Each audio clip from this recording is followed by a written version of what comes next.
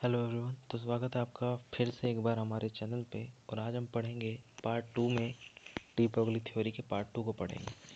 ठीक है, तो पार्ट 2 में बेसिकली हमें ये बताना है कि number of waves made by electron कि मतलब कि इसका मतलब क्या है। देखिएगा कि जो आपको पता है कि आपका जो इलेक्ट्रॉन है वो वेव की तरफ ट्रैवल करता है। ठीक है, ये वेव की तरह आपका ट्रैवल करता है, इस तरीके से चक्कर काटता है ऑर्बिट में। ऐसा मानना था आपके डी ब्रोगली साहब का। ठीक है, अगर ये इस तरीके से चक्कर काटता है तो कितने ये क्या, और दूसरी चीज़ ये समझिए कि वेव क्या होती है पहले तो। ठीक है, जो आपका लैम्डा होता है, जो जिसको आप वेवलेंथ कहते हैं। अब क्या कहते हैं वेवलेंथ, अगर आपको सिंपल लैंग्वेज में समझाएं कि एक कंप्लीट वेव को आप क्या कह देते हैं, आप वेवलेंथ कह देते हैं। Wavelength, wavelength. तो ये क्या है आपकी, यहाँ से ले तक पूरी एक वेव बन रही है, तो यहाँ से यहाँ तक क्या होगी आपकी वेवलेंथ होगी। कहने का मतलब ये है कि आपका जो ये इलेक्ट्रॉन है पूरे एक ऑर्बिट में, मतलब पूरा जो ऑर्बिट होगा उसमें कितने वेव बना के पूरा एक चक्कर काट लेगा।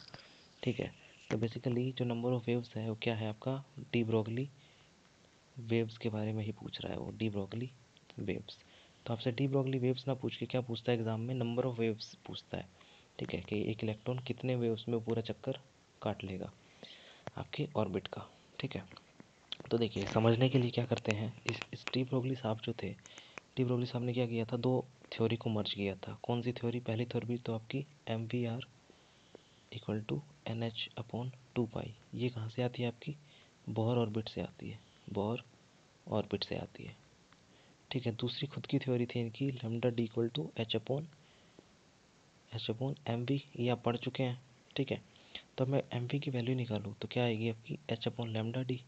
ठीक है, अगर इसको इक्वेशन 1 कह दूँ तो putting this equation in equation 1 में अगर मैं इसको डाल दूँ तो क्या बनता है, एम वी की जगह डालेंगे एच अपॉन लैम्डा डी और R equal to N H upon 2 pi, ये आपका आ जाएगा। ठीक है, अब देखिए अब यहाँ पे क्या है कि एन क्या है आपका, एन जो यहाँ रिप्रेजेंट कर रहा है वो नंबर ऑफ ऑर्बिट, ऑर्बिट को रिप्रेजेंट कर रहा है। ठीक है, तो अगर ये एन ऑर्बिट को रिप्रेजेंट कर रहा है तो यहाँ पर जो रेडियस होगा वो भी एनथ और एनथ ऑर्बिट का ही लेंगे। ठीक है, तो आर की वैल्यू क्या होगी, आर एन होगा। ठीक है, एन की वैल्यू आपकी 1 2 3 4 कितनी भी हो सकती है, एन तक हो सकती है।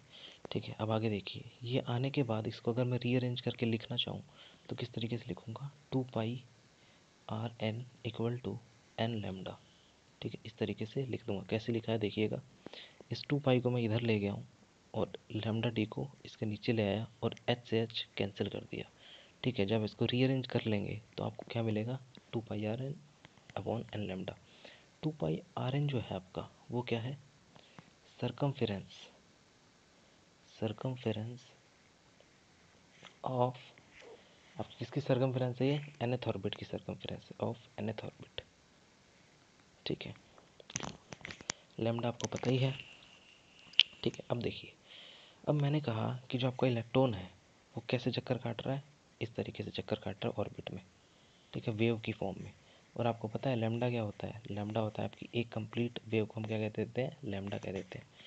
तो अब जितनी, अब देखिएगा समझते रहिएगा, अगर मैं एन की वैल्यू 1 पुट कर दूँ, ठीक है, तो यहाँ पर क्या आएगा, 2 pi are 1 equal to 1 lambda. ठीक है, तो यहाँ पर कहने का मतलब ये है कि जो आपका इलेक्ट्रॉन है, इलेक्ट्रॉन क्या करेगा, एक वेव में ही, लैम्डा क्या है 1 है, लैम्डा की वैल्यू 1 है, तो एक वेव में ही क्या कर लेगा, वो पूरे ऑर्बिट का चक्कर काट लेगा। ठीक है, इसका मतलब ये है, अगर मैं एन की वैल्यू 2 पुट कर दूँ, ठीक है, अगर 2 पुट कर देता हूँ तो 2 pi are 2 equal to 2 lambda.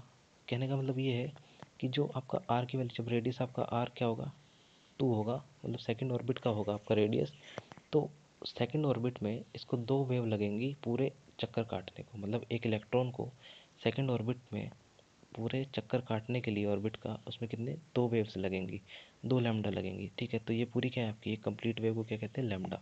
तो ऐसे ही क्या लगेगी, इसकी 2 वेव लगेगी इस तरीके से, ये एक वेव, ये फिर दूसरी वेव। ठीक है, यहाँ से यहाँ तक, यहाँ से ले तक, यहाँ तक 1 लैम्डा और यहीं से यहाँ तक दूसरा लैम्डा। तो जब ये 2 वेव कंप्लीट करेगा तब जाके आपका सेकेंड ऑर्बिट का इलेक्ट्रॉन पूरा चक्कर लगा लेगा। तो इसका मतलब ये है, उसी तरीके से एन की वैल्यू 3 पुट करूँ, 2 पाई आर 3 ठीक है। तो 3 लैम्डा मतलब कि अब जो इलेक्ट्रॉन है जब थर्ड ऑर्बिट में जाएगा तो पूरे ऑर्बिट का चक्कर लगाने के लिए उसको 3 क्या करना पड़ेगा, 3 वेव कंप्लीट करनी पड़ेगी। 1 वेव, ये 2 वेव और ये 3 वेव, इस तरीके से। ये यहाँ से यहाँ तक आपका 1 वेव, यहाँ से यहाँ तक आपका λ2 और यहाँ से यहाँ तक आपका लैम्डा 3 लैम्डा। ठीक है। तो इस तरीके से हम देखते हैं कि कोई सी ऑर्बिट में इलेक्ट्रॉन जो है कितने वेव्स में अपना पूरा चक्कर कंप्लीट कर रहा है। तो यही आपसे एग्ज़ाम में पूछता है कि number of waves made by electron. तो आप इस तरीके से बता देंगे लैम्डा को देख के। ठीक है। तो इस तरीके से हम इसको देख लेते हैं।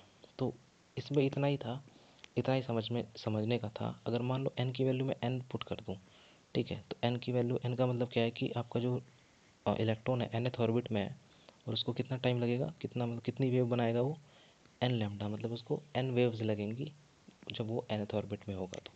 ठीक है। जितने आपके n की वैल्यू होगी उतनी ही आपकी वेव्स लगेंगी। तो आप ये ट्रिक भी बना सकते हैं कि जितनी आपकी n की वैल्यू होगी उतनी आपकी नंबर ऑफ वेव्स लगेंगी एक इलेक्ट्रॉन को कंप्लीट मतलब चक्कर काटने के लिए। 2πr क्या होता है आपका, सर्कमफेरेंस होता है, सर्कमफेरेंस ऑफ ऑर्बिट। और उसको पूरा करने के लिए कितना, उतना ही लैम्डा लगेंगे जितने n की वैल्यू होगी। ठीक है। तो इसमें इतना ही था। अब बस आपको मतलब आपको समझ में आया होगा, उम्मीद करता हूँ। अगर आपको पसंद आया और अच्छा लगा तो इसको शेयर कीजिए, लाइक कीजिए, सब्सक्राइब कीजिए। ठीक है। मिलते हैं आपको अगली वीडियो में कुछ अच्छी बातों के साथ। Thank you.